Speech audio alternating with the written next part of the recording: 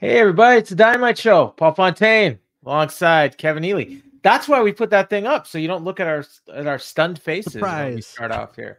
That is not Jeff Hawkins. Jeff is away spending time with family, and our thoughts and prayers go out to him. And you can check out his socials, see what happened. Unfortunately, his father passed away, and of course, we send our condolences to Jeff and the rest of his family. And I know he's going to be listening later. So Jeff, we're thinking of you and can't wait to have you back. Yep. But Kevin is sitting in and you've been off on your show for a while. So it'll be nice getting a chance to talk with you about AEW again. I have been. Yeah. It's all stored up and probably forgotten. Well, that's fine because we got a lot to talk about. We got a lot to talk about from tonight. It was big business in Boston. And obviously what everyone thought was going to happen happened. The debut of Mercedes Mone, and it definitely felt like there's some changes, and based on like what happened and how the show went and whether that was good or bad. I guess we're going to talk about it, but I also think whatever it is, whether it was good or bad, we can't necessarily judge it on one day. These things take time, and we'll talk about that. But I'm trying to think. There was something. I wanted to talk about the ticket sales for this. So leading up to it, the tickets, they started out at a good pace, and I would say after the first week, it kind of was trending to hit. I don't know. I thought 8,000 to 10,000, somewhere in that range. And then it kind of slowed down for a while. And every once in a while you'd check in and it'd be, we just went over 5,500. We just went over 6. And it's like, okay, we're going to hit 8. And then, it ended like, I think a couple of days ago, I'm not even sure if they were at 7 yet. And then all of a sudden today, somebody checked around noon and they were at just over 7. And then Dave Meltzer sends out a tweet about 3:00 in the afternoon, says they're at like 9,300. With but a really low gate, like 340,000. But these tickets were price low, so that kind of makes sense. And then WrestleTick sent out something and almost saying like he doesn't believe the number. Like I want to see some pictures. Just sort of, he wants to see pictures. Just sort of stating like that he, he wants receipts basically. And I mean I got to say it was hard to tell from the TV, because they shot it pretty well. And I will say, like, their audiences always look the same. Like, they shoot it the same. Yeah. So it's hard to tell. Like, they did some wide shots, and it definitely looked like some of the upper levels were full, which usually they're blacked out. So that was good. And they were loud for certain parts of it. So other parts, they were dead. They were definitely there for Mercedes. Definitely. And I think, they obviously, however many people they got in there was good. And, even if there was a bunch of comps, like the key is get as many people in that building as you can. So I think it was pretty good, and they sold a lot of tickets for next week as well. I think they're at like 5,500 for Toronto, and that's still a week to go. They announced a big match with 2 local for weeks guys in a row. And then you debut Ospreay, you debut Okada, you debut Mercedes. Okada and Ospreay aren't announced for next week's show, but they'll probably be there. I mean, you don't know. That's one frustrating thing. Like, they're coming here in May, and I don't know if I'm going to see Okada and Ospreay. I hope so. I assume so. I mean, I guess if I get 2 out of 3, what did Meatloaf used to say? 2 out of 3 ain't bad. 2 out of 3 ain't bad. Yeah, if I can get Mercedes, Okada, or Ospreay, I'll be happy. And Kenny will be a bonus. So, it's it's a good week for AEW. The news came out also this week that Okada allegedly signed a contract for 2 billion yen, which works out to about 13.5 million US. Which Matt Jackson made a reference to later in the show. He did. And then Dave Meltzer claims it was nowhere near that amount. He wrote in the Wrestling Observer, and then Sean Ross Sapp, who originally reported it, doubled down. And so, I mean, I don't know what he got. Whatever he got, he was happy, and whatever he got was probably more than WWE was offering. And good for him, whatever it was. I mean, I could see that being that amount. I mean, I would say all the big stars on these wrestling shows are worth that much and probably even more. Yeah. Yeah, more shout outs to Jeff and Nick Ferrante. Thanks for the kind words. And Jeff, just in case you're only listening and not hearing, Nick sends a shout out for you guys. So, yeah, we'll talk about the Ospreay promo as well. And there's a reason I voted him best on promos last year in the Wrestling Observer Awards. So I'm sticking by that. And we'll he was in my top 3, promo. I think. Yeah, he was the top 3, and he wasn't 2 or 3. Yeah, I've seen enough Ospreay promos. Yeah, he cut a great one tonight. So let me ask you this: real quick, do you think this show, if they had announced Mercedes, do you think this show would have had to do anything different tonight? Like, was there anything that this show actually like benefited from her being surprised? Do you think that crowd would have been any less excited if they knew in advance? No, confirmed. I'll say that everybody knew. Yeah, no, I don't. So I think like what they were going for was the same thing they got with CM Punk, and they did the exact same thing they did with CM Punk. I mean, it was literally the exact same thing. Yeah, it was. They opened up the show. I think with the Punk thing, they didn't even do anything. Like, I don't even think the announcer said a word. We didn't get anything backstage. It just opened with his music. Yeah. So this was close to that. Yeah.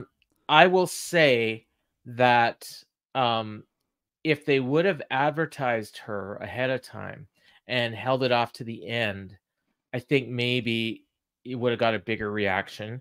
But for what they were doing, they had to do it the way they did it. Because, I mean, we'll get into what she said and what happened on the show, but without the setup, you couldn't have done what you were going to do. Now, whether or not that was the best thing for the show, that's conjecture. I was texting back and forth with a good friend of mine who listens to the show, and and I respect his opinion a lot. And he's a huge AEW fan. He travels all over the country to see shows. Like, he's got money, and he, he'll travel on a whim. If a card looks good, oh, I'm going to, whatever, but Nice. Phoenix, I'm going to, New York. Like, if the show looks good, he'll go there. And one of the comments he made, and I really was thinking about it, the show almost felt the exact reverse of how you would actually put a show on. Like, I thought the same thing. Yeah. Okay. Yeah. Like, you would have started with Willow and Riho, and then you would have done the Jericho Hook, and then, and the middle was the same. And then you would have built to the world title match, and then you would have had Mercedes come out after the world title match. Yeah. So, in that sense, it felt backwards, but I understand why they did it the way they did it. Because she was out there to set a tone and basically to say things are changing. And then part of that change was the women in the main event, and whether or not, they deserve to be. I will say my first reaction was, this is kind of lame. Like, Willow and Riho, like, out of this when whole she card.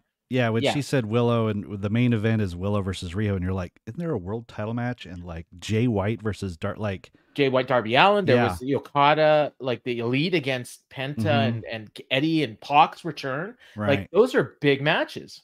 Yeah. And so that was my first reaction. But then I thought about it, and I will say that, like, the match could have been better, but it was pretty good, and the crowd was into it. They didn't lose the crowd too much. They were hot for the end, and then they got to close with Mercedes. Yeah. And I think they probably knew that. Like, I think everyone was read the tea leaves. Yeah. Everyone was kind of reading the tea leaves. The reason this match is in the main event is because we're going to get to see Mercedes again. Well, not just that, but because, like, I mean, me maybe thinking that I know more, like, I know stuff from inside and stuff, and I talk to people.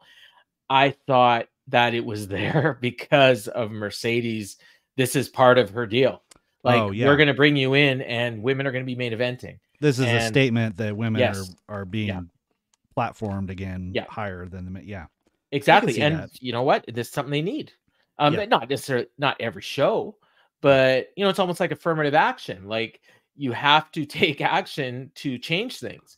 And right. And you have to stick with it. Yeah, exactly. Maybe on this particular show, Wardlow and Joe should have been, quote unquote, should have been the main event. But based on where they were, based on who was debuting, based on where they're going, it made sense to have the women in the main event. And they did, like, they actually did a great video package before the match, putting over. I actually would have aired that video package earlier. But they showed Willow, they showed her beating Mercedes, they showed her winning the Owen, they showed Riho as the first world champion, beating Nyla. you know, which was, you know, you look at Nyla, you look at Willow, you know, bigger women, like bigger than her. I mean, you know. Yep.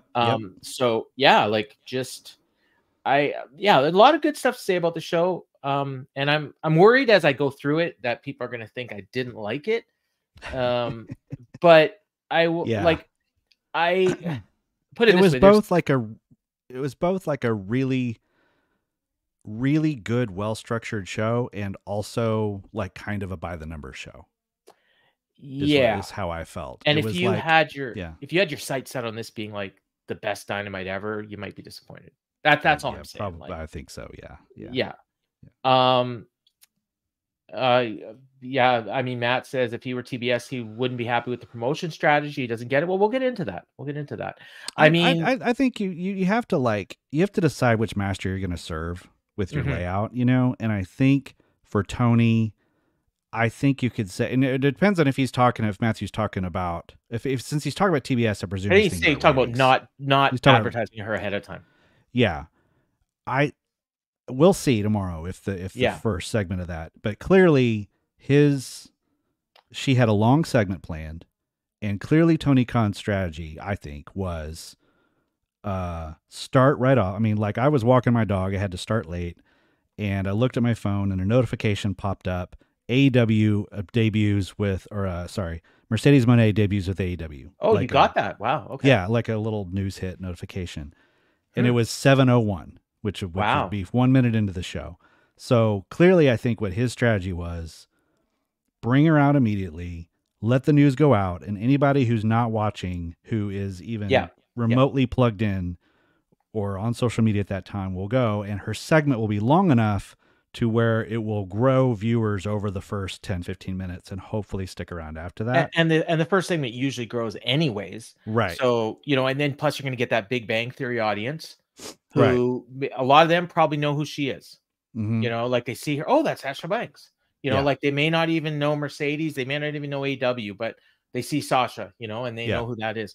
So I'll bet you that first segment, I'm going to go on a limb and say like it's going to do like 1.1 million. Like it's going to do a huge number now, but there's probably going to be a big drop off after. Yeah, going to have like 300,000 drop off or something after the first 15 minutes because they didn't promise her again.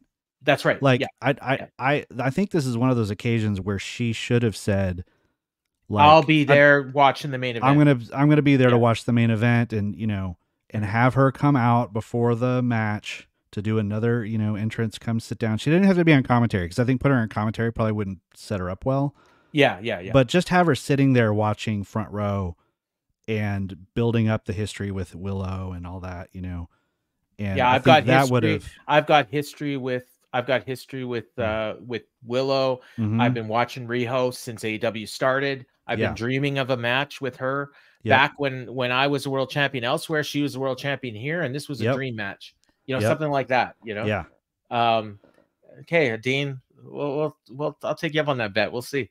One thing I want to ask you before we get into the show. Sure. Around 6:30 today, and this is our time, so I'm saying a half hour to an hour before the show started. What was your thoughts? Did you feel like this feels like tonight's a real big deal or not? I mean, or just another regular Wednesday? It didn't feel like a regular Wednesday. I was definitely like, I don't necessarily mean how you personally felt about it. I meant like, did I feel like the buzz? Yes, that's what I mean. Yeah. I a little bit, but not. They've been a lot bigger. Like this definitely is at First Dance level, and I don't think anyone expected that. But like, I'm trying to think of an example that I thought would have been bigger. I can't think of one off the top of my head, but just my gut feeling was like, this feels like a big deal. I also may not be the best judge. I was really busy today and had a lot of crazy stuff going on in between work and here, so I really honestly wasn't. You know, seeing the things where, you know, people were chatting about it and stuff. For me, I'll say it did feel like that. Yeah. I just felt like a lot of buzz, but then as the show was going on, I wasn't necessarily feeling it. So I feel like once people saw Sasha, that's it. Or sorry, Mercedes, that's it. Like I'm not saying, and you know, so the rest of the show is the rest of the show. and we'll see what happens next week, and we'll see what the ratings were, and you know, the follow-up and everything. But I would not be surprised if she turns out to be a pretty good ratings draw that doesn't contribute to the overall success of the show. Like, yeah, I mean, she will by her number, but I could see her being a star that, like, you know, bumps the number up whenever she's on, and especially when she's announced, but then like her audience tunes out when she's not on. I could see that happening. Yeah. Well, that's kind of what I thought was going to happen when, you know, rumors were first coming about her. And it'll be interesting to hear how long she signed for and what the terms are and what else she can do. And so we'll get all that and we'll fill you in as we hear. And maybe we'll even have Kevin back once or twice to talk about it. You know, even when Jeff's back, because we've talked about that. We like Kevin. Yeah. Kevin's a part of the show. Boom goes the Dynamite. So the show started cold open. Like I didn't get the opening credits. Did you? No, they didn't do it. Okay, so I didn't think so. To Renee. Yeah, that's what I thought. So it opens up with Renee backstage, and she's running down the card, and a limo arrives, and the door opens, and a Mercedes limousine. Oh, was it a Mercedes? It was a Mercedes. Yeah. Okay, there you go. So that was your clue. I'm not too bright. But they go into the arena, and all of a sudden CEO comes on the screen, and that music is obnoxious, but it's gonna work. It's gonna work because it cues them really well. Yeah, I didn't love it. The thing that was bugging me, and I looked it up after and confirmed it. It's the same as Walter's old music. Oh, it's a hip hop remix of I forgot the artist. When you say his old music, do you mean what he had on the Indies or in WWE to start? WWE to start. Okay, yeah. And so, and they say it's a remix of that. It's Symphony Number 9/4. I can't remember the composer, but it's a hip hop. Well, he's kind of using that again, you know. Like, is he really? Yeah. It starts like that and then it changes. So yeah. So I think it's more like it may not totally be that. That may just be the intro, like the way they do Danielson. They play Ride of the Valkyries for like just a little bit, and then CEO. Oh my gosh, that's good. And it's like you can't tell. You can't tell if it's a crowd or it's the music. I mean, it's obviously the music at the beginning, but then when the music stopped, I mean, you know, the crowd, the chant kept going, so it's good. So she comes out. She's labeled as a 7-time world champion. So they're counting her WWE titles, obviously. She had a long fur jacket with CEO on the back, and she's also got CEO in her hair, and I think it said All Elite in her hair as well. Yep. And on the back of her jacket, yeah. The crowd was chanting CEO, I wrote, but it sounded piped in. But then when the music stopped, they gave her a nice ovation. You heard the CEO chants again. And she's smiling, and she's also in tears. And then she gets her chant or her promo. So for those of you that might be new to this, I try to transcribe these promos. We'll see how I do. So she says, "Boston, I'm home." And the fans chant, "Welcome home." Said, "If you could feel my heart, it's beating out of my chest. First and foremost, thank you for having my back the last 2 years. Thank you for giving me the courage and strength to be here, for sticking with me through all my highs and lows, my highs, my milestones, my titles, my moments, my history-making moments. Thank you. And trust me, we're going to be creating so much more magical moments together because every single one of you are the reason I'm here. Thank you. I love you." And there's another chant. CEO, "I love you guys. If you only knew how much tonight means to me, how much this means to me, how much wrestling means to me. In so many ways, wrestling has changed and it saved my life. Wrestling has given me hopes and dreams, a place to dream. Legendary people like Eddie Guerrero gave me a dream that I could do this one day too." Fans chanted Eddie.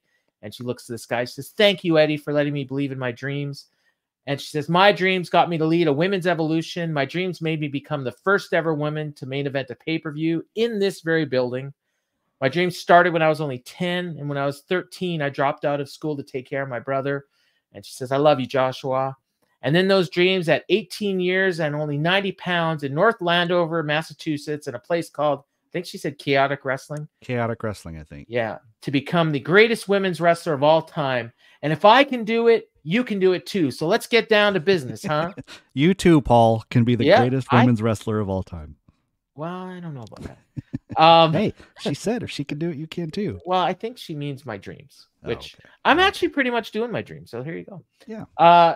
She said, "So you want to know why I'm here?" Those are lame dreams. I hate to host a podcast. Because I need to be here. I want to be here. AEW is the only place where this revolution can be global. Rhea Ripley just that was a weird line. Yeah. We're going to make that happen. I'm watching week after week, and everyone in that locker room, I can't wait to tear it up with you. And let's start with our main event tonight, Riho versus Willow Nightingale. And now, Willow, you and I got a lot of unfinished business. But right now, at big business, Mercedes Mone is all elite. They put the graphic up. She's the fans chant CEO, and she says, to our chairman, Tony Khan, thank you so much for that tweet. And thank you to all AEW fans watching at home. Say hello to your new CEO. And she takes off her jacket and she poses.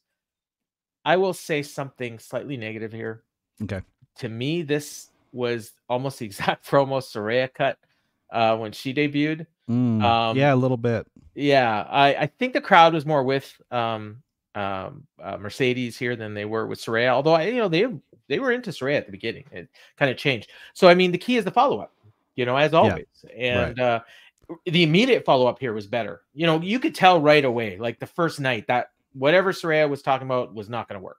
Yeah. I think she was like a commissioner or something. Like, yeah. I didn't quite understand what was going on, but Mercedes just telling us here, you know what? I'm here. Women are in the main event, and you better buckle in because we're not going anywhere. Kind of what she said. But she took credit for the revolution, which she should. She's a big part of it. She said evolution and revolution, which is funny. Well, she switched back and forth. Yeah. Yeah. But what'd you think? Is she the chief elite officer or is she a chief executive officer? I wonder. I wonder if we'll get an explanation. Yeah, CEO. CEO. Doesn't matter. That's fine. Does it really matter? It's like, is Will Ospreay a heel? Who cares? He's not a heel. He is a heel. Whatever. It doesn't matter. I'm not talking about it. I mean, the fans love him. He's the biggest baby face to those fans in the building. So that's all that matters. I took the note of you can take the girl out of WWE, but can you take the WWE out of the girl? I don't know if that's fair.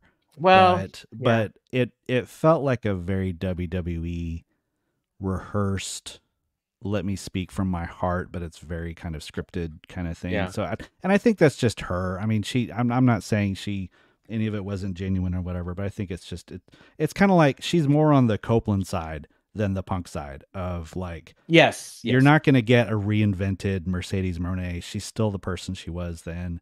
And with it, even though she started at Chaotic Wrestling, she was trained. She's WWE bred. My biggest issue with Punk's initial promo was he basically claimed that he left professional wrestling when he left Ring of Honor, and then he's back now. Meanwhile, the reason he's a global superstar is because of WWE, and he's basically telling all of his fans, well, everything you saw in WWE doesn't matter. And so for Mercedes to do that, she's actually being true to herself. She knows the fans that were with me in WWE. That's an important difference. Yeah, exactly. I built something there, and I'm going to build it here. And you're going to come with me. Yes. And for me to just shit this on is WWE, the next step. Like I like presenting that. Like we achieved great heights together, and the only way we're going to achieve higher heights is if we come here, which I like. I like phrasing it that way. And she's here. She's here to do what she did over there. Which there's nothing wrong with that, and she didn't, and she didn't put down the division. That was the mistake Saraya made. Saraya put down the division that she was joining. Like she basically said, "This division is crap, and I'm going to turn it around." Right. Sasha just said, "We're going to do great things." Right. She didn't. She said, "There's a lot of great women there. I want to wrestle all of you." So so that's something they learned. And I love that. I love the little. There's just a little thing she threw in about how she watches the show. Yes. And it was such a simple thing that people don't really say, like the performers don't ever really talk about watching the show, but her just saying, I watch AEW every week was kind of a neat, I don't know, this is kind of endearing. And Punk never said that, but you could tell he did because he knew who everybody was. He's talking about usually Darby. They'll say like, I've seen your work or I've seen your matches. About Hook. Like he was the guy that said, send Hook. It's like, well, you must be watching the show if you know who Hook is, right? Like at the time, whereas with Saraya, it was like you got the impression that they hired her and she'd never watched the show, and she's still not watching the show. She'll watch her segments, maybe, So they go to the announcers, and Shivani calls us a movement we're never going to forget. and they showed highlights of Joe laying out Swerve last week, and they go to Renee backstage with Joe, and right away she welcomes Mercedes, and so they're they're going back, they're putting over how important this is. And she says, in a few moments your world title's on the line, what do you expect? And Joe says, it feels like money. So he's putting her over. And he says, but what doesn't feel different is you, Wardlow. I've not forgotten what happened last time we were in the ring together. When debts need to be paid, Wardlow, you are far overdue. I take no quarter, and this was the biggest mistake of your career, getting into this. Now, and I don't lose in the garden. Yeah, that's right. Yeah, which I like. The next thing that happened, I have no idea why this made air. This should not have made air. I wish I didn't have to talk about it. I started transcribing it. I just gave up halfway through. Oh yeah. Basically, Adam Cole was reading a book, telling a fairy tale. Yeah. It wasn't quite Shane McMahon and the talking about the giant and the beanstalk or whatever that was, but I forgot about that. It was almost as bad. Once upon a time, there was a warrior named Wardlow, deceived and lied to, looked away, guarded by an evil man, a devil. I think the point of this was to kind of tell us that MJF's coming back. He slayed many beasts, adorned in gold. He longed for a kingdom that hated him as much as he hated them, or something. A warrior was ready to vanquish the champion and fulfill his destiny and present the prize to his kind. And then I just wrote, I give up. Yeah. That's pretty much me too. I was I would have skipped it if I didn't expect to have to talk about it. Oh, it was not good. Yeah, that was really bad. And it looks like they put a lot of effort into it too. They had a book and everything, and they had like a nice video, and they showed MJF, and I think there was a point to this, but I'm not sure. Well, the one thing was that it actually got me thinking for about 2 seconds. Maybe Wardlow will actually win and present the belt. Because I was like, if they're putting all this effort into it, and they're starting to tease MJF and all that, well, clearly they must be building up Wardlow as a big bad to maybe he'll win. It'll be a shock, because it's one of those. What you talked about, the electricity earlier of did it feel like a big night? This was one of those things where it was like, oh, they put a little effort into this, and like Wardlow came out in new tights, and those kind of little cues that there was new graphics too. I don't know if you noticed. Yeah, the style of the graphics was different. Yeah, but it's one of those things that just planted just enough of like, ooh, maybe they'll do something crazy just to get people, people talking. I'd heard rumor. You thought maybe MJF was going to show up. Thought maybe Britt Baker might show up. I don't even think Cole was there. They did this pre-tape. No, he didn't. And then later on, Roddy wasn't. He wasn't with Roddy, and he wasn't in this match. So, but yeah, we did get the match. Samoa Joe and Wardlow. Fans were chanting "meat" early. Someone had a sign that said "Joe is going to kill you," and I think it was a plant because Wardlow ripped it up. Someone else had a sign that said, "I paid to see Sammy." Poor dude. Yeah. Sorry, dude. They I don't know if someone told him. Take it up with Sammy. Yeah, I don't know if they took it away from him, but they only saw it a couple times, and that was it. Yeah, I saw that. At one point, Taz said Joe has a head the size of a small farmhouse. And the announcers just went quiet. And then I think Tony said, what am I supposed to say to that? And then Taz says, you're supposed to put it over. Yeah. It's like, nope. I hate it when Taz pops me. Yeah. Because I hate that kind of stuff when he does that, but then he'll make me laugh and I can't be mad at him, and then I'm mad at him all over again. Well, he said something later that was really dumb. But then he'll do this crazy stuff where he'll talk about how Joe uses footworks and hip action to do that snap power slam, and I'm like, that's the stuff I like from Taz, Yeah, it's you got to take the good with the bad. It's kind of like Nigel. But crowd was totally into Joe. They're two heels, but Joe was definitely the baby face of this crowd. They did the yay boo spot, and the fans were totally into Joe. He had a spinning power bomb for 2. Wardlow, his knee buckled shortly after that, and they did the thing playing off when his knee went out against crowd Phoenix. Did not buy that.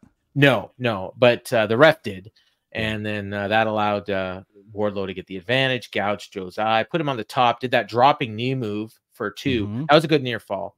He was bleeding from the mouth from something that happened during the commercial, and he had a big mouse under his right eye as well. He went to the top, missed his swanton. Joe did the punches in the corner. Wardlow powerbombed him out of the corner and dropped his singlet, but Joe reversed it, put on the Coquina clutch, dragged him to the mat, and Wardlow passed out without tapping. and that was that. I mean, the match was good. I would say it wasn't great. Yeah, but it was fine. It was. I think almost every match in the show was almost exactly like this. It was like good, but not great. Yeah, exactly. Yeah. Back down the mountain, I guess, for Wardlow. Just, all that build up and didn't come through. So I don't know if that's going to lead to some sort of, failure story where Adam starts talking down to him and they start teasing him turning again. It's weird because the I don't know what's going on with the Kingdom. Like, there seems like they're trying to court Kyle O'Reilly, and like he's not really into it. I just have a feeling somehow this is going to end up with Kyle O'Reilly, Roderick Strong, and Adam Cole teaming together. Everyone else, maybe Matt Taven, but I haven't thought about that, but I'll save it for the Kyle O'Reilly promo. Okay, later. All right. And then so Joe's celebrating. Swerve comes out. He comes down the ramp. He's got a bunch of security trying to hold him back, and Nana's with him, and he's taking out all the security. He's got a chain. And he rushes the ring, but Joe bails. Crowd's going nuts. This is a really good segment, for heat. You could just hear that chain going nonstop. And Joe just bails, and he laughs at him.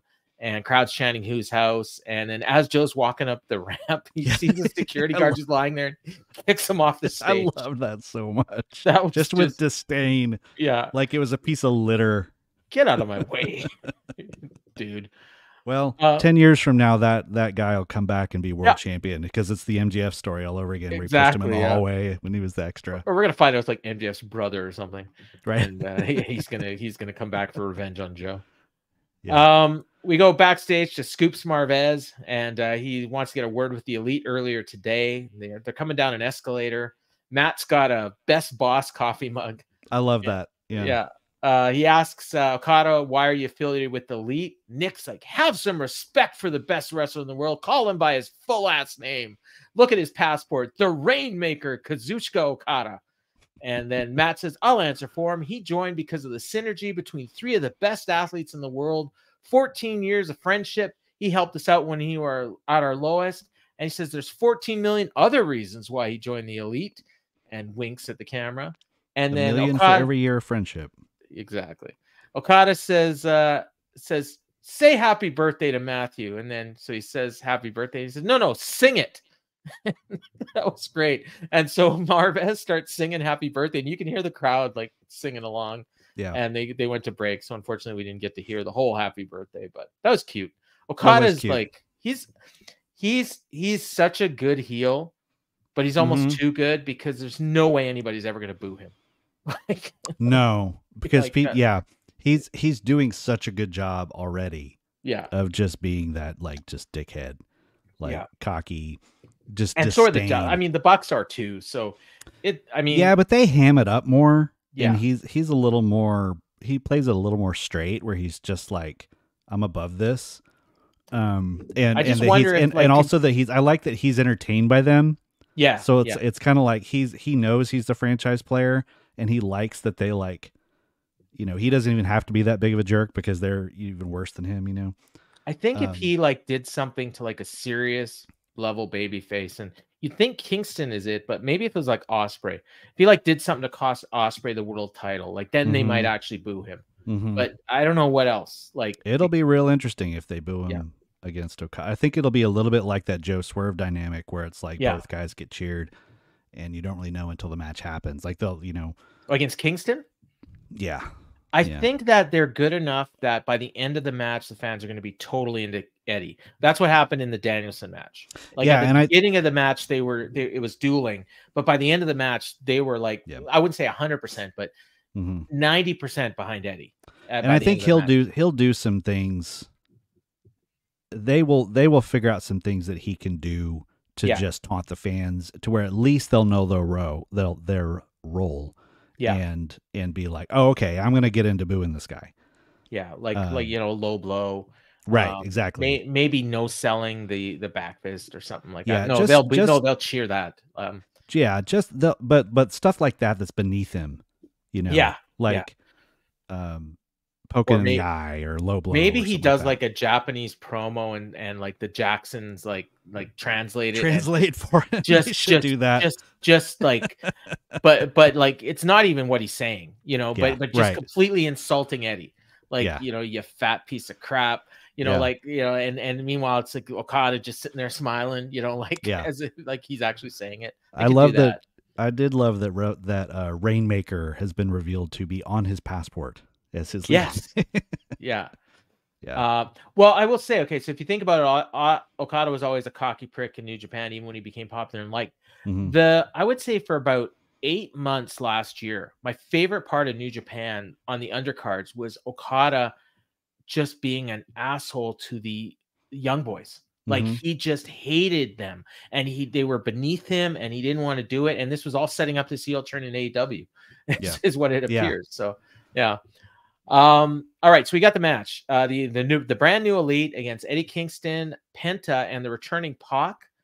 And this match, I mean, it went as you would expect. It was. Let me ask you a real question before we get to the match. Yeah. Did you skip through the entrances?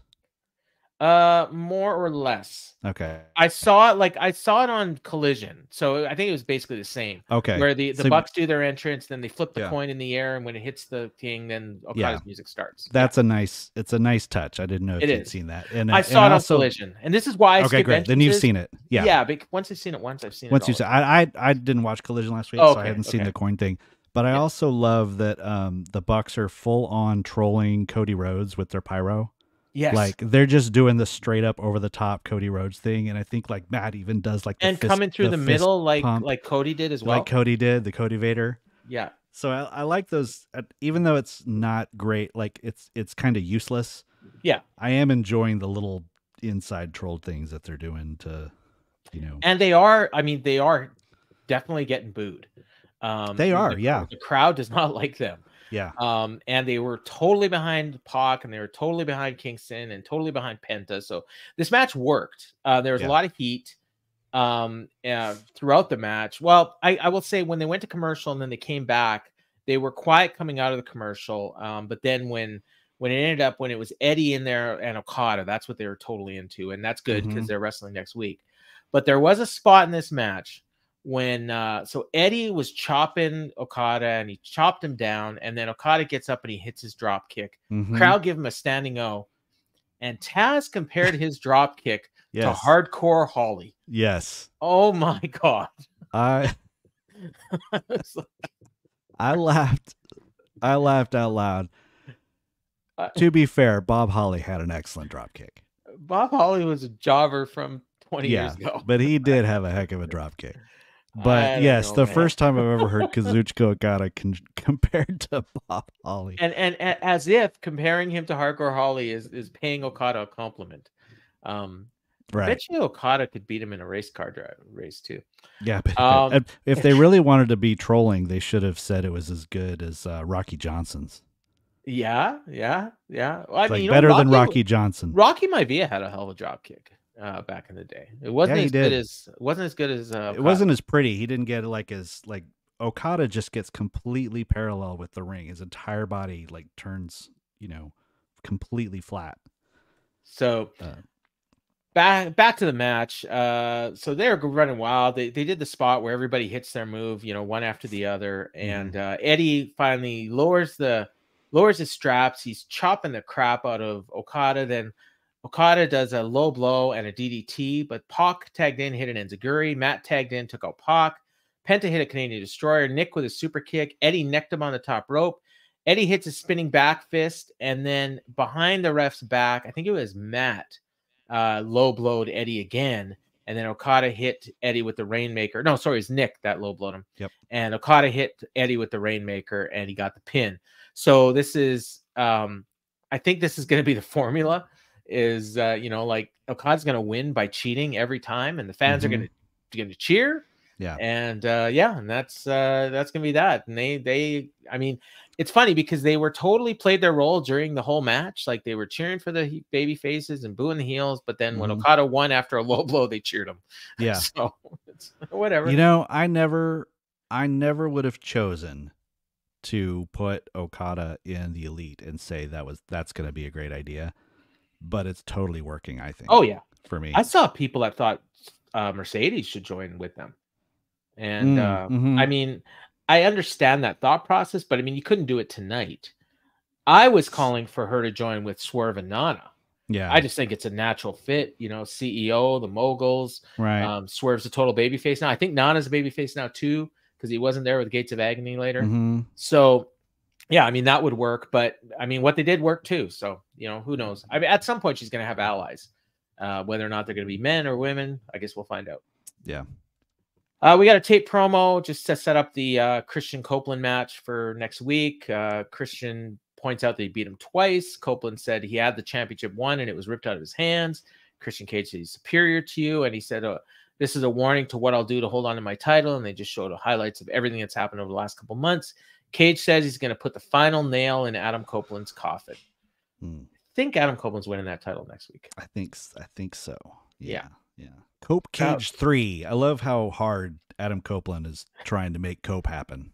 And he's conveniently neglecting that 12-second match he had with Killswitch.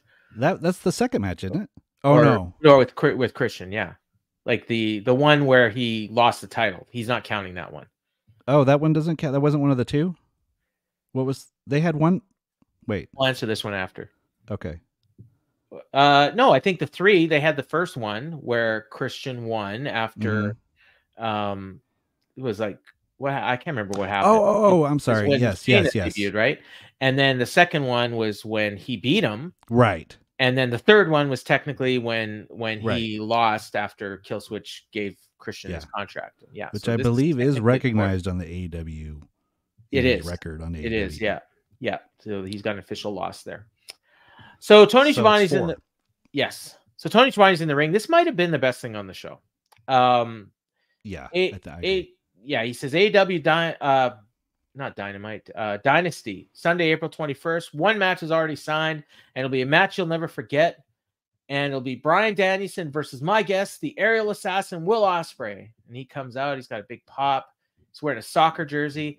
I never noticed this before, and maybe they just added it, but they've got Ospreay right in his song now. Was that there before? I don't. No, I mean, it's not. It's the crowd doing it. So it's not part of the song. It might be embedded in the song the way that CEO seems to be. Yeah. But in New Japan, that was part of his entrance. Was he would the crowd would just chant it after the bridge. He would point to the side and they would all chant Ospreay, Ospreay. So they carried it over. But is this song called Elevate? I think it has a weird name that's not that, but yeah, Elevation. Elevate. Because you made a comment to me in a chat. You said something about elevation. He's going to elevate. And you said, pardon the pun. And I'm like, I don't know what the pun is. So you're pardoned. I keep forgetting. I can't hit you with puns or memes. No, you can if I get them, but I don't know the name of Will Ospreay's. You just sell them though. If you don't pick them up, you're like, it didn't work on me. Yeah. But no, I mean, you know what? I mean, I listened to it because I heard it on Collision and I heard a bit of it here. It's a good theme song. It's a great song. Yeah. I usually skip them. So anyways, he's got a big pop, and he said he feels unbelievable. Fans are chanting bruv. It's funny because somebody said before he debuted, he's got to stop saying bruv all the time. Oh, please. It's like that was the absolute dumbest thing I've ever read. Yeah. Tony asked what he wants to do, and he said he wants to talk to the beautiful people of Boston. Tony Khan had asked him what he wanted to do. I love after the news story of how like they're just like they plan the shows by just saying what do you want to do. I think that was a shoot. Kind of exposed it. Yeah. Because I remember. So remember he posted something last week that said he was done his first tour of AEW and it was great and blah blah blah and he's going home. So everyone thought, oh, he's going to be gone for a few weeks. And then he responded to a tweet and he says, "Nah, bruv, I'm going to be there next week." And so next week is here, and I'm like, well, they haven't advertised him, so I'm assuming he's not here. And then literally like right before commercial, they said, oh, after the break, we're going to hear from Will Ospreay. Yeah. And it's like, oh, okay. So it's like literally he showed up at the building and Tony's like, oh, I don't got anything for you. What do you want to do? Let me go talk to the beautiful I flew all the way here. Yeah. So he says, my entire career, I want to emulate the career of Bryan Danielson. He says his enthusiasm for the independence, whether it was 50, 500, or 5,000 people, for all these beautiful people, he gives his best. And he says, I'm glad Danielson's a fan of my work. I've been telling people I'm the best in the world. Danielson told me to prove it.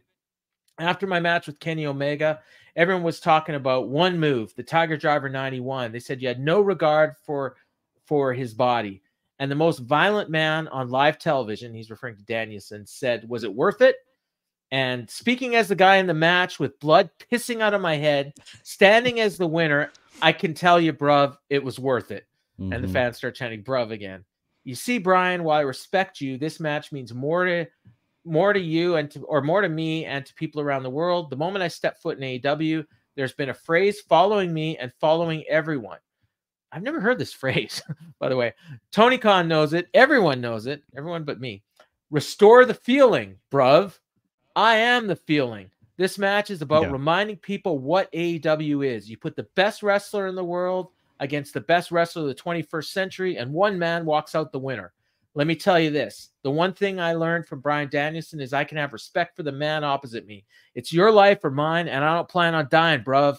April 21st, this is about finding out who is the best wrestler in the world. Let me tell you, my name is Will Ospreay, and I am on another level. My God, what a promo. Take my money. Take my money. I mean, I will say I was down on this slightly after his promo on Saturday because he basically said, Danielson is the gold standard. I got my sights on you, blah, blah, blah. Danielson just lost Eddie Kingston. And Eddie Kingston is not the world champion. Like in storyline, Danielson's actually pretty far down the pecking order. So I'm like, is there like a mythical title of best wrestler in the world that these guys are fighting for? Well, in this promo, he explained what they're fighting for, and he made me care. And at this point, this mythical best wrestler in the world title is more valuable than the AEW World title. It's more valuable than the TNT title. It's this is the gold standard. You might say he elevated it. He took it out of how Danielson's doing lately. Because if you really add it up, Danielson's basically been on a losing streak. But it's not about winning and losing. It's about the best wrestler. It's about taking the torch from the last best wrestler in the world. Yes. Yeah. And being the new generational best wrestler in the world. And I ate it up, man. His soccer jersey, I don't know if you noticed, was his own jersey. It said Billy Goat. Oh, I didn't notice on the that. front. That's cool. It took me a second. It's merch. It's merch. Yeah. Okay, cool. He's gonna sell a lot of those. Yeah, he's gonna sell a lot of those. Might buy one in Vegas. This did terrify me a little bit because he basically promised that Bryan Danielson's taking a Tiger Driver 91. I think he promised that he's gonna do something worse. Oh gosh, yeah, could be wrong. Yeah, but and I'm worried that Bryan Danielson's gonna do it. Yeah, well, Bryan Danielson will, So let me explain this restore the feeling. Yeah, what is that? So that was something that was going around during the Continental Classic. Oh, okay. When they brought that back, Daniel Garcia started it. Okay. And they started doing a hashtag, or in his promos, restore the feeling. And the whole thing, they never really explained it, and they didn't talk about it on TV. Was it more of a Twitter thing? It was more of a Twitter thing, and more of those like backstage interviews that you don't care to watch on Twitter. Nope. So it was the kind of thing that's really only for the people who are watching all those.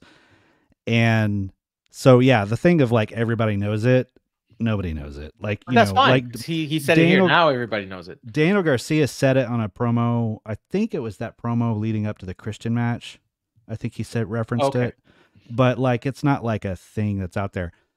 But I did love the thing of him saying, "Bruv, I am the feeling." Like what you're wanting from AEW is me, and I love him presenting that. And the thing that I've been trying to put the nail on, and I know, like, I feel like you are more measured. Like you're a huge Ospreay fan and very vocal about that. But I feel like you're very more measured about your expectations for how he's going to contribute to this company. I think like we all agree he's going to, the main events are going to knock it out of the park. Pay-per-views are going to be incredible. Yeah. But is he going to be a ratings draw? Is he going to be a big pay-per-view draw? We don't know yet. And clearly it's not going to be an instantaneous thing if it is. The thing that I'm still feeling is Ospreay is bringing something they have not had since Cody left, is what I feel. And that is that person who can just genuinely come out and convince you that he's speaking from his heart. And I think he does it in a way that's a little more of a touch of Eddie Kingston, and that you really do believe it's from his heart, where Cody was like just really good at quote speaking from his heart, even though it was, he's doing it, he's killing it in WWE doing that. And I think Ospreay can bring that. So it's like the idea, in my mind, it's like you took Kenny Omega and put him in the Star Trek transporter machine with Cody Rhodes, and you have the in-ring of Cody Rhodes and the basically the in-ring of Omega with the character work of Cody. And to me, I'm like, that is something that if they push him right, he could be that guy who does by August, become something who's a must-see person. Thank you, Matthew. The person I was talking to, that I mentioned earlier, Dean, and I saw him in the chat here. I don't know if he's still listening. He made a comment, and we were texting back and forth, that he said that he doesn't think there's anybody in the world that is as a complete package as Will Ospreay. I agree. In terms of the promos, the in-ring, I guess I don't know what else there is, yeah. And I because I'm a contrarian, and I'll say, well, I think there is, and I gave him a bunch of names. I said, and Cody was one of the names I gave him. Yeah. And Gunther, Rollins, and Joe, that are all complete packages. But if I'm being honest, Will, because his in-ring is so good. Mm-hmm. It might be the best I've ever seen. Yeah. It depends what you like, and so, I'm sure there's still some people that watch it and don't like it for, they'll say he's good because it's too extreme. Yeah. And he's reckless and whatever else, that they might say. I disagree with that. I just love that style. But then you combine that with the personality, and we saw it here. There's no one. And what I was worried about, because I voted him number one on the promos, but I was worried that this wasn't going to translate to a North American audience, because he can't swear like he likes to do. Mm-hmm. And he was totally clean in this promo, and he had the fans every second. Mm-hmm. So I don't know if he's being coached or if he's just that smart or what, but he's doing it, and the fans are into him. So I think he's going to be a live ticket draw for sure. I'm extremely confident of that. Whether or not he's going to be ratings draw, we'll see. Cody wasn't for a long time. He is now. Mm-hmm. Yeah. So, and he's been a ticket sales draw since he got to WWE, and probably even in AEW. But he was never a TV ratings draw until probably the last 6 months that I've really noticed it. So it might take a while for Ospreay, but in terms of ticket sales, if he's wrestling in your city, you're going. Yeah. It's, the problem with that is they're not great about announcing whether or not, the last Dynamite I went to was what would that have been? Oklahoma, it was in January. Tulsa, right? Tulsa. Yeah. Just a few weeks back. I know where you don't. And I had been to, I think in the last 3 months, 2 other shows. Yeah. And my buddy Jimmy and I, when we were leaving, we were like, you know what? I think that's probably the last AEW show I'm going to pay to see live for a while, unless it's a pay-per-view. If they bring a pay-per-view to Dallas, we'll just because you don't know, right? Just because you don't know. And it's I saw Hangman Danielson do a 1 hour draw. I saw Action Andretti beat Chris Jericho. I've seen the things, the great matches and the great surprises. I've kind of had my fill of Dynamite. Yeah. Right. So unless they announce something, maybe the day of the show I'll go see if they were in Oklahoma City and they announced Ospreay. But I'm not making an effort anymore. Exactly. And especially but Will Ospreay is someone, if they say, hey, Will Ospreay is going to fight Kyle Fletcher, I'm buying that ticket. It honestly doesn't matter who he's wrestling. No, but if it's Brian Keith, I'll be like, well, okay, that'll be fine. But that's going to be great. I'm sorry. But, so I have that would be good. I have a friend like you who I go to all the WWE shows with him. We've been WWE fans for 40 years. And we went to the AEW show in Winnipeg last year, and he enjoyed the show. He's off and on watched AEW since it started. When it first started, he was really hyped. Then he was down on it for a while. Then he was back into it. Then he was down on it. I don't know what he is now. But when I called him up when the tickets were on sale, I said, hey, do you want to go to the AEW show? He's like, are you able to get comped? And I was like, I don't know. And he says, well, unless it's free, I'm not going. And so that was his attitude. Yeah. Meanwhile, like I'm still like I'm gonna get like a primo seat. I'm gonna go on like StubHub or something. I'll probably be in the front row. That's my goal. I got a nice tax return. I can afford a front row seat. So yeah. Dean. So Dean is listening. He's gonna buy a ticket for Ospreay versus Vacant. Yeah, I'm right there with you. So yeah. So anyways, we're going slow here, so we got to get moving on the show. Great promo from Will Ospreay. And they announced here that on Rampage, Storm and Mariah May are going to be in tag team action. So that's interesting. No Tony on this show, by the way. And then we get a taped Deonna promo. And I thought this was pretty good. She says, you think this is over after you DDT'd me on the ramp? You've learned nothing. If you want this to be a numbers game, I got no problem finding a partner and meeting you next week in Toronto. Maybe I'll stick around and take a closer look when you wrestle on Rampage. I suggest you watch the show. I suggest you watch for the shoe because it's headed straight up your ass. So that's the second time she's closed a promo with like straight up your ass, and it worked both times. So it might be her catchphase. I don't know. Yeah. I thought this was all right. She's losing that that little tinge in her voice that she had. The little vibrato. Yeah. So that's good. I think taped is good with her for sure.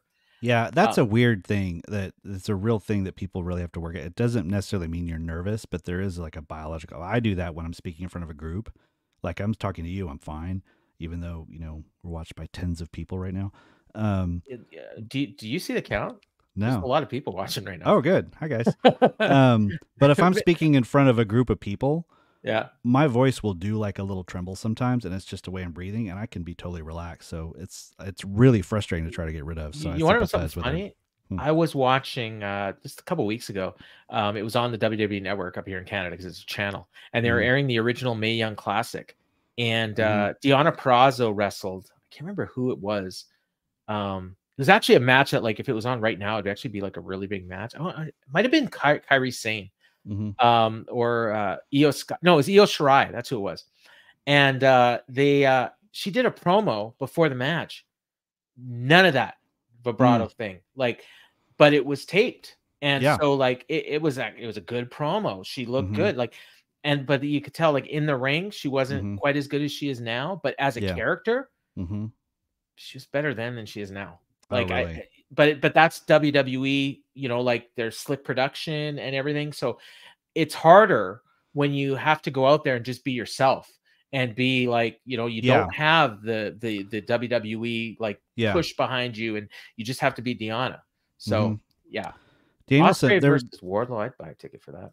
Yeah, I would too. There was a so I won't get into the story because we're running behind, but I basically missed the chance this Monday to go see a panel at South by Southwest. I heard about that, yeah. Tony Khan and Bryan Danielson, which I've always wanted to meet Bryan Danielson, so I'm really kicking myself. But one of the things they mentioned at it was how Britt Baker said that when she was first coming in, she never really did promos, and then they wanted her to be heel, and she didn't really know how to do it, and she felt really self-conscious and everything. And I guess she was kind of merging it because Bryan Danielson wasn't around then, but I don't know if they were in I don't know. Anyway, she said that one of the tips that Bryan Danielson gives people that he used when he was coming up was singing karaoke. Oh, like go to karaoke bars and sing karaoke because it shakes out that you're letting yourself look ridiculous in front of people, and it kind of shakes out that thing. And he said that's what he used to do when he was a young wrestler to get more comfortable being in front of people.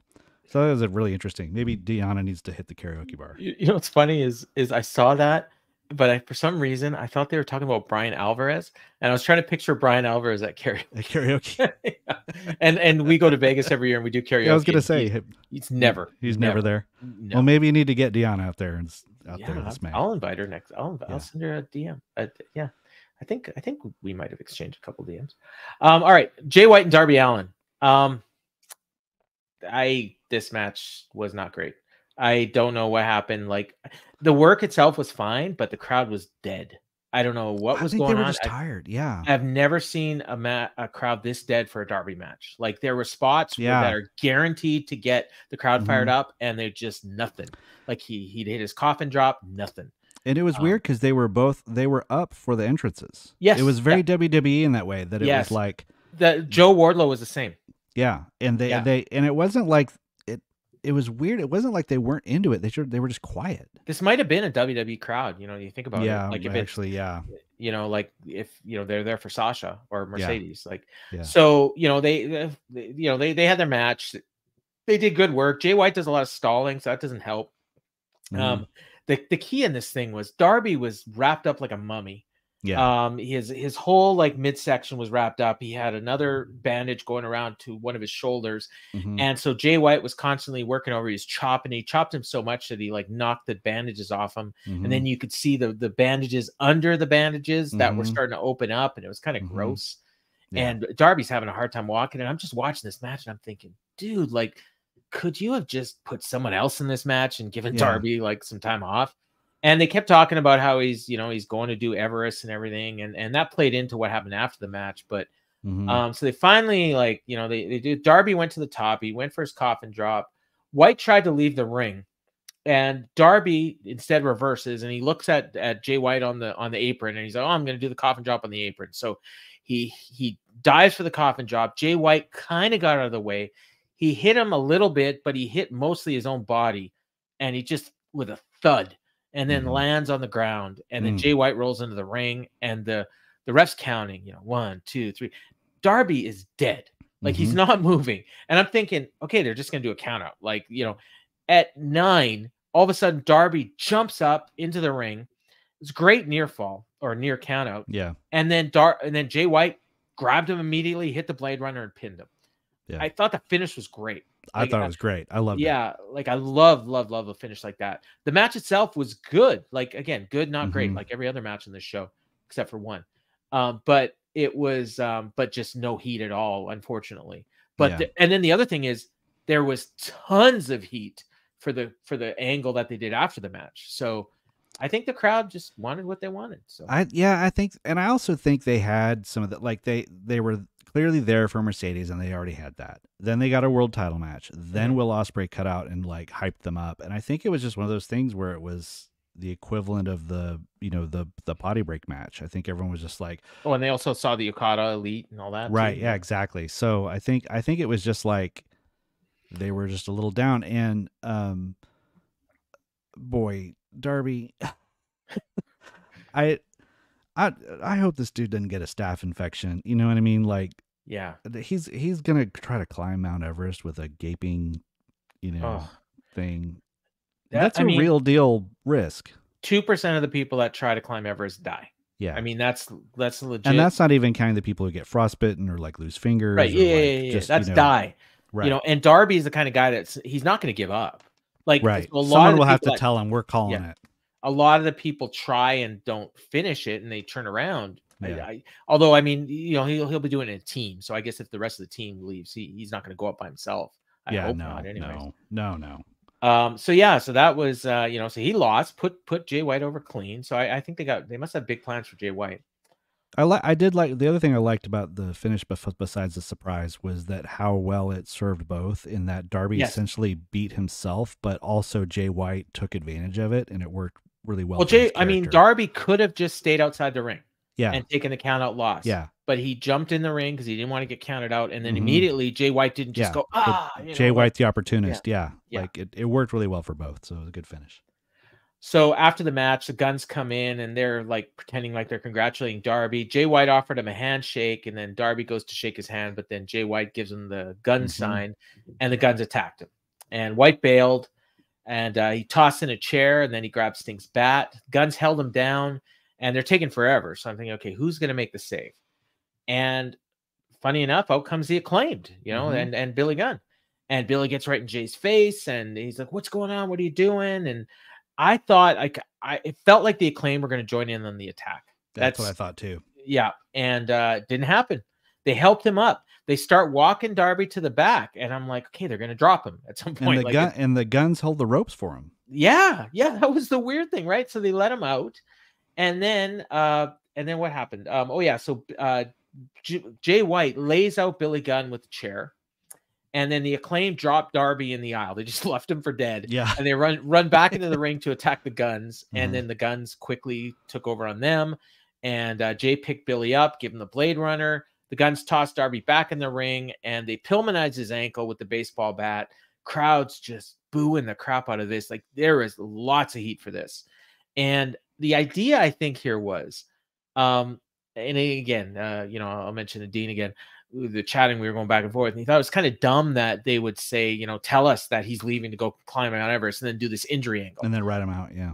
But I think the idea is supposed to be that maybe this injury is going to cost him his chance to climb Mount Everest. Yeah. Like that's what I think the subtext here is, even though he's obviously going to go anyways. Even that, it's still like the thing of like, they're trying to take his dream away from him. Yeah, the dream of climbing Everest, right? Right. It's not about wrestling. So I guess that's why they had to do this. And eventually, I guess when Darby comes back, if Darby comes back, there'll be a big feud with Jay White down the road. And hopefully Jay White's got a title by then or something. And I mean, him beating Darby clean, like Darby loses a lot, but he's still, I'd say he's still high mid Carter. High mid Carter. Yeah. Next we got, oh my God. So this new team of Lion Hook. Oh gosh. What a dumb name. I'm sorry. Like it makes me long for Jericho. Yes. It's Chris Jericho, but he's not Chris Jericho anymore. It's the Lionheart Chris Jericho and Hook. And he doesn't even use his Judas music anymore. He's got his White Zombie, like 1993 Mexican music. And they're wrestling Gates of Agony, and the Gates of Agony come out and they got these weird costumes I've never seen before.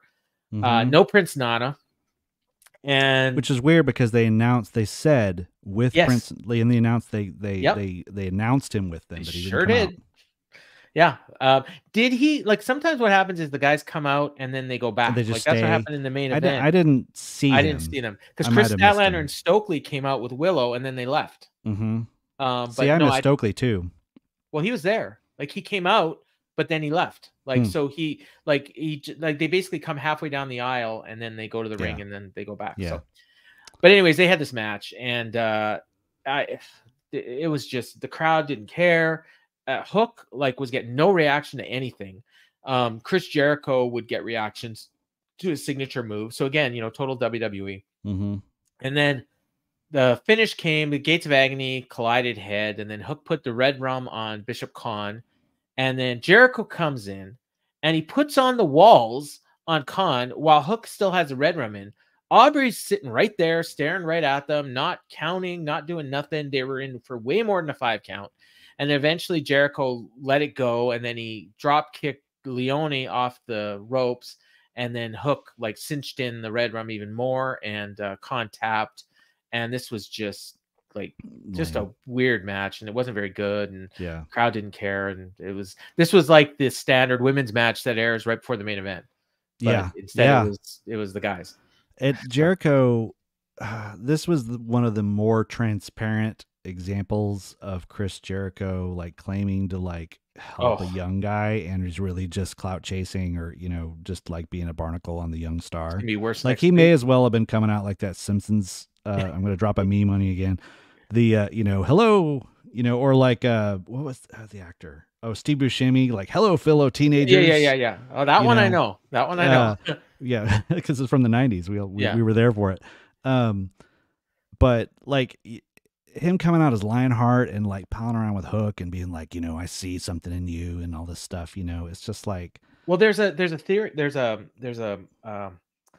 pattern here. He had, Atlantis Jr. and he had Titan. No, he had 2 Mexican guys that he had wrestled their dads before, and then now Hook, who he's wrestled Taz before. So there's got to be an end game somewhere. So I'm trying to think in my head, is there a second generation star? Nick Wayne's there. I suppose he could do that, but I don't know if Jericho ever wrestled Buddy.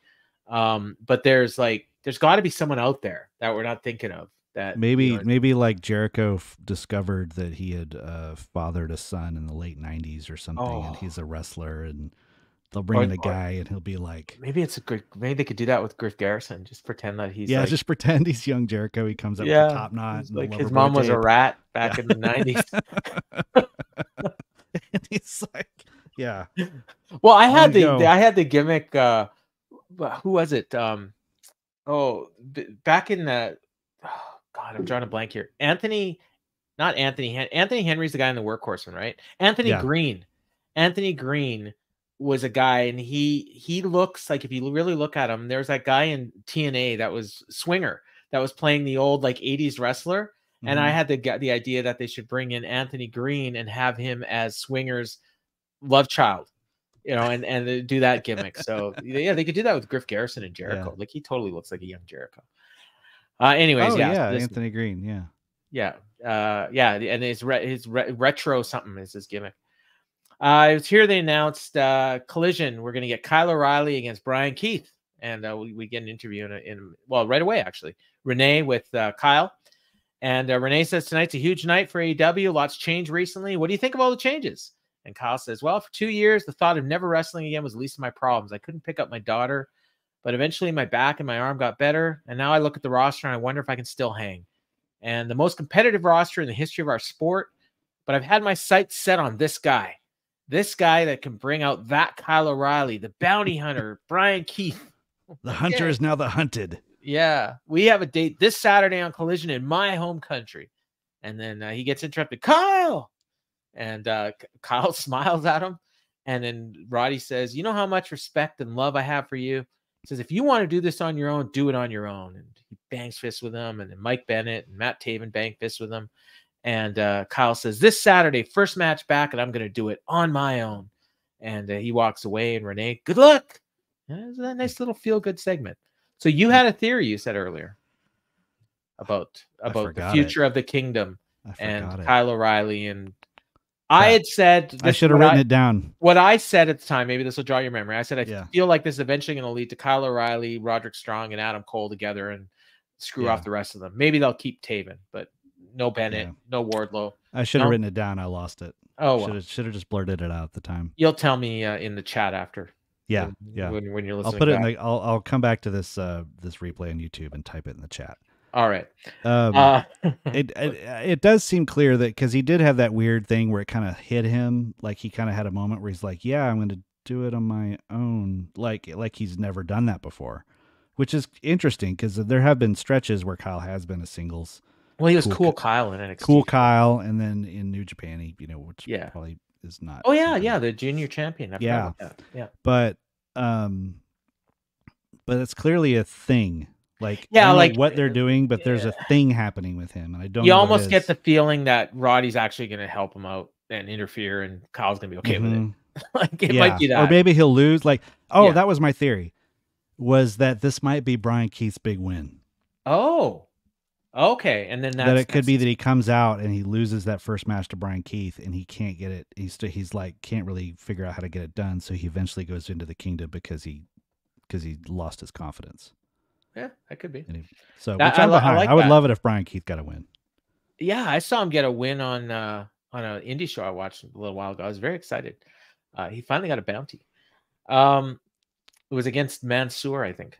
I think that's. I bet that was surprisingly good. It was. They showed this is where they showed that video package I talked about earlier with Riho and Willow, and then we go backstage to Renee with Jera Hook or whatever, Lion Hook, and when she introduced them, the crowd kind of booed, and she asked Jericho if Hook's earned his respect. Jericho says he rose to the occasion, called him a future world champion. As much as I learned standing next to you, I need to know what it's like to stand across from you. So next week on Dynamite, live from Toronto, I'm challenging you, Lionheart Chris Jericho versus Hook. And Hook said, "Let's do it." And that was that. I love Hook's like fake deep voice. Yeah, let's do it. Yeah. I imagine when he goes back there, it's like, "Hey guys, what's going on at catering?" And then he goes to the camera and says, "Hey, let's do it." Yeah, let's do it. Go for it.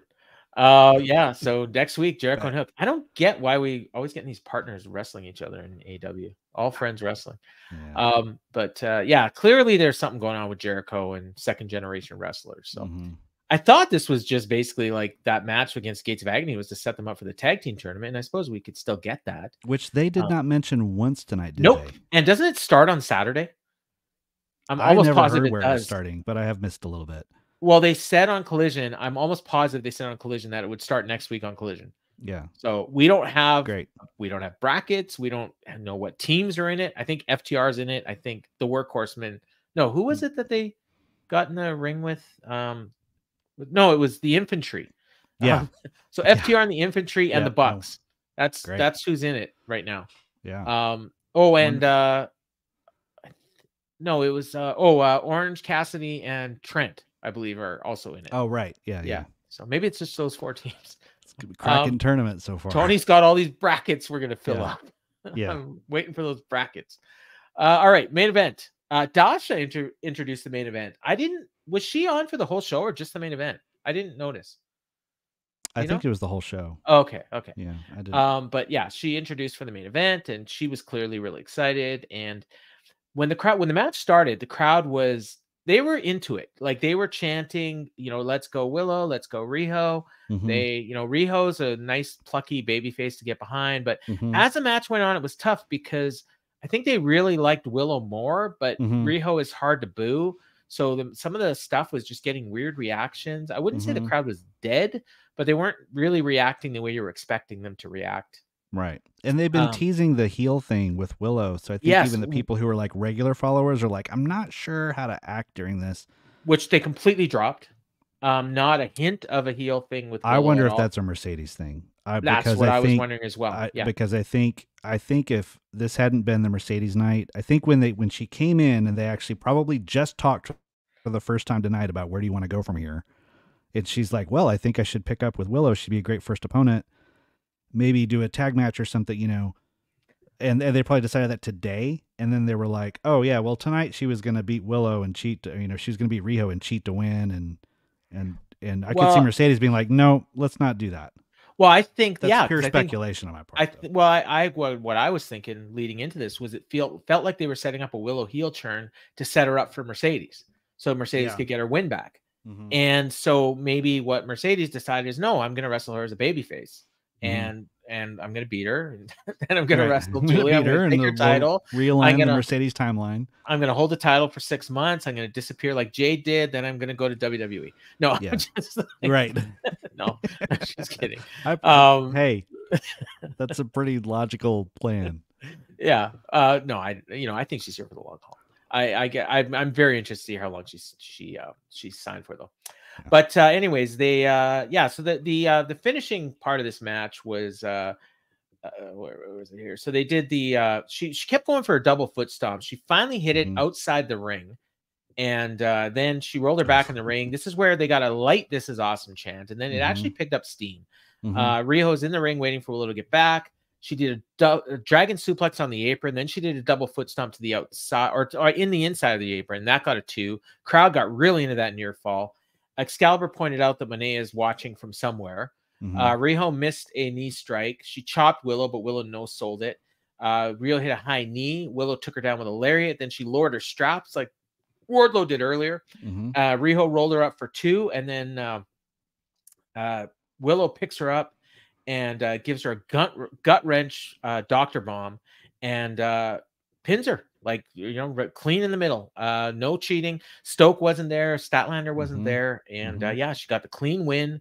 They they kind of embraced a little bit afterwards, and that was I thought it was a good main event. It wasn't really a Dynamite main event caliber match, but it got good heat. And I mean, I've seen a lot worse. Especially when if it had been the second match in the second hour, you probably would have been like, that was a good match. Well, yeah, I mean, it might, depending on your perspective, it might have even been the best match on the show. Like, I would say the best match was probably the Elite 6-man, but I mean, there was a lot of matches that were kind of all at the same level, in my opinion, on this show. So, but I mean, I thought, like, for the position they were in, it's very difficult for a loaded card like this. Like I said, our initial reaction when they announced this show, when Riho, when Mercedes said that Riho and Willow were going to be in the main event, right? Your reaction was, ooh, like, yeah, really? Really? And for that perspective, I thought they did good. So, yeah, you're right. I was just looking at Cage Match. So what's funny is that I said about everything getting the same. Like, this got the exact same rating as the Jay White Darby Allin match, and it was almost the same as a Samoa Joe Wardlow. And there's not enough votes for the other two, but I'll bet you they were very close. I bet they're about the same. Yeah, like 7.33 out of 10, which is. It seemed like there was a really long overrun. Did you? So there was a 5-minute overrun, but I'd say about 4 minutes of that was after the match. Just hyping the match, yeah. Well, no. So I'm sorry, hyping the next week's show. So what happened after the match was they put over that Willow wanted the TBS championship. The lights went out, and the crowd starts chanting CEO. But instead, Julia Hart comes out, and so Willow's staring at her, but then Sky Blue attacks her from behind, chop blocked her knee. Now it's a 2-on-1 attack, and the crowd starts chanting CEO again. And so Mercedes music starts, and Julia stopped the attack. The full intro. Yeah, she watched, and Mercedes posed, and she sauntered down to the ring with a wardrobe change, no less. Yes, yeah, and so she didn't run down to make the save. She did her entrance, and Sky attacked her, true ninja style, and she laid her out. And then Excalibur asked whose side is she on, and laughed, which was completely inappropriate. And then Mercedes and Julia did a stare off, and then Mercedes gave her the I can't remember what they call it now, but it's basically the bank statement, right? But it's called something else now. Or maybe it's not. She did that weird. The bank statement was kind of like that lung blower move, right? This is the move she used in New Japan. I can't remember what it's called. That got botched a lot. Yeah, she hit this one good though. Yeah, she did. And the crowd chanted CEO, CEO, and Willow raised her hand. So it looks like we're gonna get. Initially, I think we're gonna get Willow and Julia. Yeah, we're gonna get tag, and then we're gonna get Willow and Julia. Julia will win, pay-per-view, maybe. And then I think we're gonna get Mercedes and Julia at the pay-per-view. Mercedes and Julia. Okay. I was thinking they would, or maybe Double or Nothing. Maybe they'll wait for Double or Nothing for that one.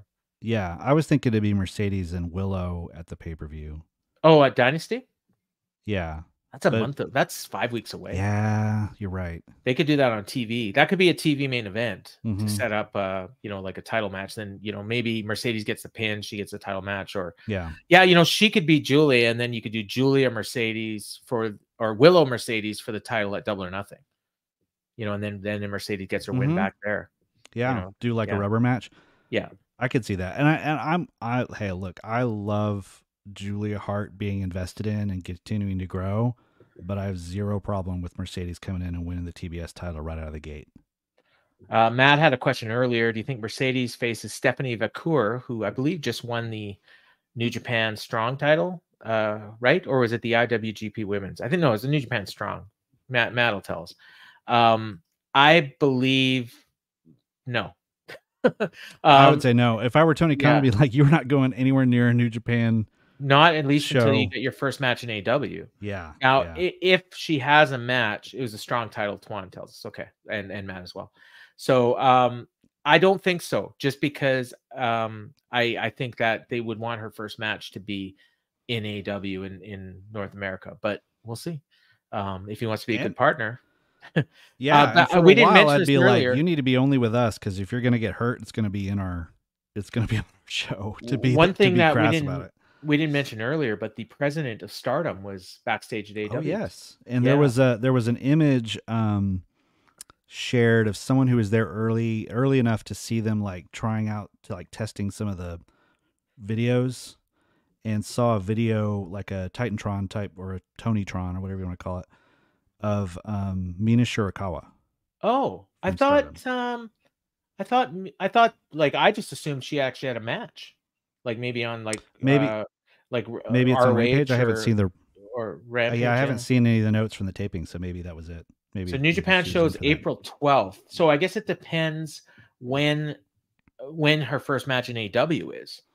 If I've said Contron all the time. If her first match is gonna be a Dynasty, then that's April 21st. There's no way she's doing an NJPW match before that.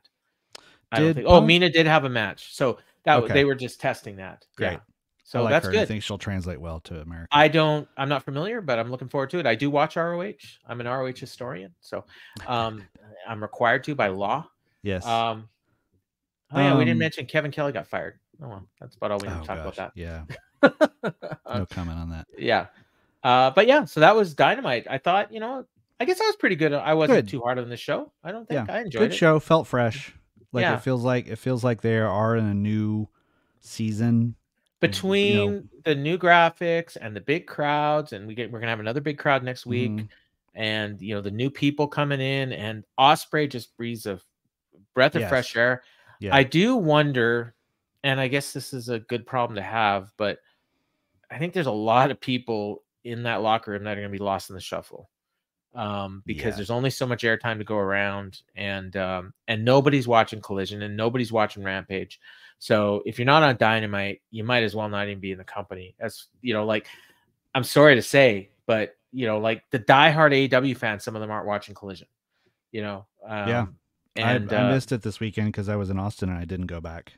Yeah, like it's just, and then when you read about it, it's like, yeah, that's, I mean, it sounds like a bunch of good matches, and I got time, I'll watch them, but it's not, none of it's necessary viewing. I do watch it, and I'm not saying it's a bad show at all, but if you're working Collision and you're working Rampage, yeah, very much so. So, and I think you even hear it in some of the reactions that you get. Like, I think that maybe that explains the Jay White thing, because he's a Collision cowboy, right? Collision cowboy, yeah. Yeah, so I mean, he's not on Dynamite that often. So, you know, between that and this being a WWE crowd, they might not even have known who he is. I'm sure they know Darby. Yeah. You know, especially coming off that Sting match. But I mean, Darby was a shell of himself, almost literally. So he was like zombie Darby, yeah. So yeah, so that's just about it. We almost had our 90 minutes. We had next week. Did you see the matches they announced next week real quick? Because I did. So we got Hook and Jericho. We got a now I don't know if they announced anything else. Hang on, I gotta find. They announced Jericho. So Jericho Hook. They're gonna hear from Mercedes, so cut a promo. Yeah, and Christian Cage Copeland. Yeah, and then Eddie Kingston versus Okada. Oh my God! So yeah, for the Continental Championship on its own. Yes, and it's Continental Classic rules. Yep. Meaning no outside interference is allowed. Yep. So, like, I don't think outside interference is allowed in any match. But it just means they all agree, I guess. I don't know. I think it means like you get fired or something. Like, I don't know. But they specifically pointed out that if Okada wins, it breaks up the Triple Crown. Yes, it's only that belt. And the other, and which is good because then you can have Eddie Kingston defend the ROH title in ROH. Yeah. But the other thing is they announced this match during the overrun. They didn't announce it during the 6-man. Like, I was baffled. I think they did because I wrote it down then. But they were doing it during because that's when I wrote it down, was during the match. But they were doing it during like a peak in the match. So Excalibur was like, he would mention something and then something would happen in the match, and he was calling the match at the same time he was doing it. Did you watch on Fight? Yeah. Could it have been during a commercial? Was it in commercial? It might have been during commercial. Okay. Because the first time I saw it was in a graphic in the main event after the main event. I assumed that it wasn't during commercial because it was actually like a part where they were getting some reactions, and he was like, you know, we'll have Eddie versus kind of, oh my gosh, you know, like he would interrupt. But I mean, that's a big match. I mean, I hope they pump the hell out of this weekend and on Twitter and all that. Mercedes was hugging a bunch of people at ringside, looked like family, some of them. But yeah, so that's it. So they got 3 matches, and then we'll hear from Mercedes. So Mercedes will be in Toronto.